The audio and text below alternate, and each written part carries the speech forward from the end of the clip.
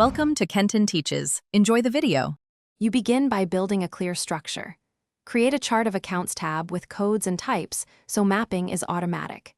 Next, import bank CSVs directly into a raw transactions sheet and standardize date and decimal formats so formulas parse reliably.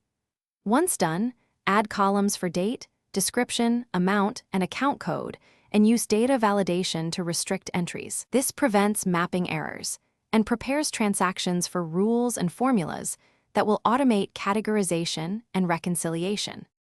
Now you automate categorization so you spend less time tagging each line.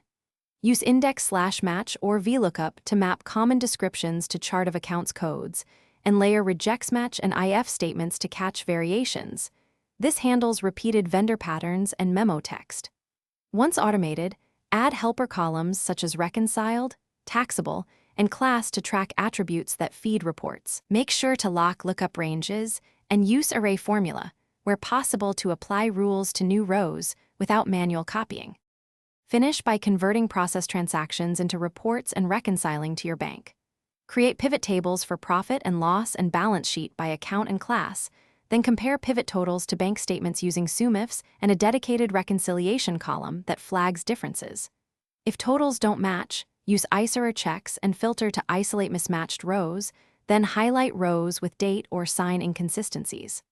One key tip: if formulas break, check for stray text in number fields and inconsistent date formats first. Thanks for watching. Please subscribe if this video was helpful.